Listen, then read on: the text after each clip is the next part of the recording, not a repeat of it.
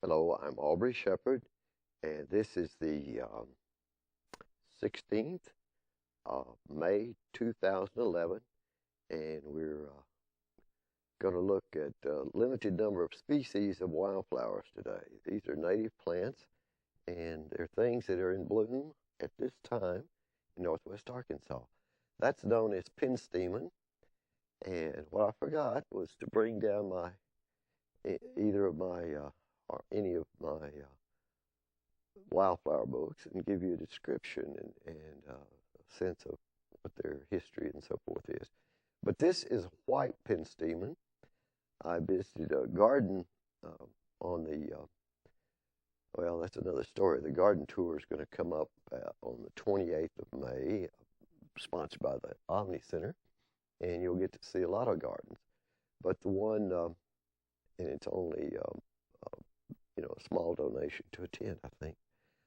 Anyway, the garden tour I attended recently had penstemon in other colors. Now, there are some native wild ones that are slightly different color. Sometimes you see the center of these don't all look the same. They show more pink inside or even purple looking. But basically, white is most common in many native wildflower species. And the cultivars that people, they get them into cultivation. They may enlarge the flower a little bit in the process of breeding them, that sort of thing. But as long as they stay pretty much the same, the native insects can use those cultivars, I believe, in most cases, okay.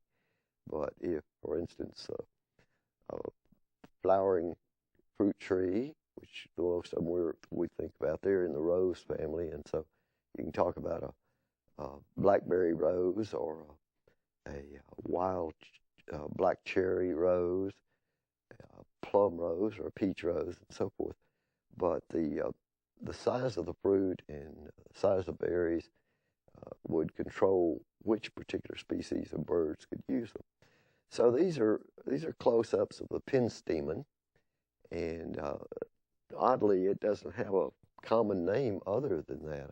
I believe. I guess there are some people who have names for it. Some of these photos were made on World Peace Wetland Prairie, and this one in particular shows the way the foliage grows and the way the stems, the flowers are on those separate stems out, and the foliage is limited down the stem that way.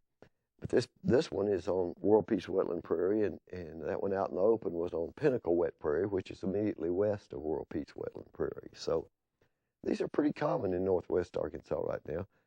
This is a fairly shady area on World Peace Wetland Prairie. It's the thicket around the main flow area from that prairie that includes Pinnacle Prairie, and a lot of developed land nearby used to be part of this prairie land in South Fayetteville. But anyhow, this is a beautiful small plant. I think we may see one where I'm holding it to illustrate the size. Yeah, you can see a finger there. I was kind of holding the stem, and I cropped it out so you didn't see much of it. But you can see it's not much wider than a finger or a thumb, and so that's why the close-ups are necessary to show some of the detail of the interior. And if I were a good plant biologist, botanist, I would be describing the parts of the flower and how interesting they are, how they function, and how things pollinate them. And as I say, I meant to bring a book and read a little description while these are running, but you can look it up online, penstemon, or go to Carl Hunter's book or some of the newer books about Arkansas wildflowers and about U.S. wildflowers in general, and find penstemon in many, many states, all the way up to southern Canada and even down to the Gulf Coast. They may be found in some cases, but we're in a great area for them. So this is one of the dominant plants, I'll have to say, as far as in bloom right now. These won't be in bloom long. It's usual for them to be in bloom in May, mid-May, and there's one you can see the parts. And as I say, if I could tell you name all the parts. I'd love to do it for you. But anyway, that garden tour I wanted to mention, April 28th, and the Omni Center for Peace, Justice, and Ecology is sponsoring that, and it'll be 7 gardens. Plus, you can come to World Peace Wetland Prairie without a ticket, but they do ask for a donation to go to those Omni Gardens, and that helps to keep all their work going and encourages. A lot of the gardeners are providing music and local musicians and a little poetry reading maybe, and assorted refreshments. So it's a fun Saturday, 28 May 2011. Thank you. Hello, I'm Aubrey Shepard, and let's watch some photos of a different plant. Well, maybe a couple of different plants in this short take. There are 2 that are related. The one on your left is the spider milkweed, Asclepias viridis. There's the spider milkweed in bloom with a large bumblebee on it. That's a close-up shot, of course. And bumblebees are the main pollinators of quite a few species of wildflowers that you are familiar with. But you need not be afraid of the bumblebees. You can get up real close. Sometimes I touch them or have them touch me. That's not a milkweed, but this happened to be growing with the milkweed, and it's a cream wild indigo. It's a native species, but this color is less common in Fayetteville, in vicinity, in my experience. But it's what the gardeners tend to buy. But as with the species we looked at in a previous short take, this cream color is not as common as white. White wild indigo is more common. And they're similar, but the leaves are slightly different. But you can recognize both of them have big shells that are the fruit that contain seeds, and you can rattle those things and hear the seeds move in them. That's the Asclepias viridis again.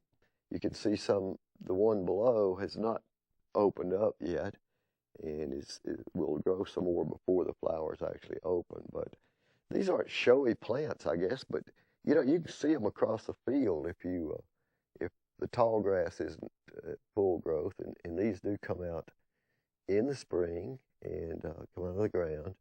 And there's one of the type of fly. I didn't bother to look it up and decide exactly what it was, but it's an interesting bug, and it's on a Asclepias viridis milkweed.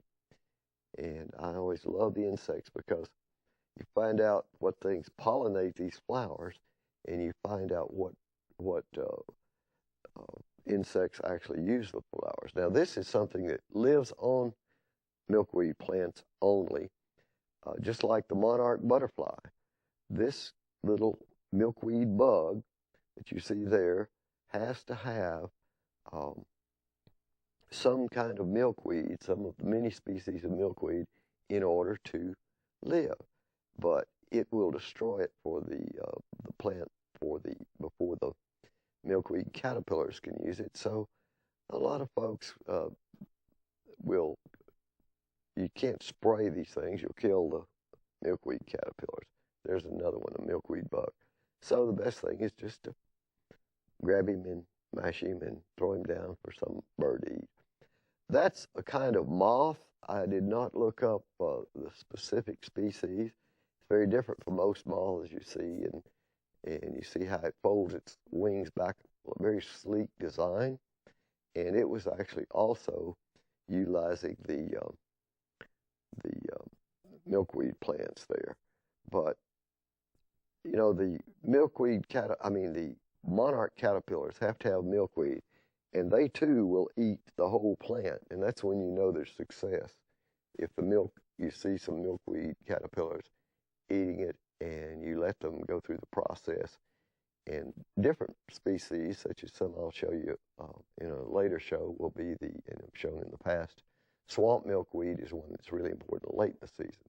But even this Asclepias viridis will regrow some foliage or have a new stem come out and regrow if you should lose it, if it's cut or something during the season, or if the critters eat it all up. But if you have rain in the fall, it might come back. So the garden tour is coming up, so I hope to see you there. Till next time, this is Aubrey Shepherd asking you to do your part to help keep the water clean, the air pure, and the woods green. And check on the garden tour online at any of my sites, but particularly the Omni Peace Garden site.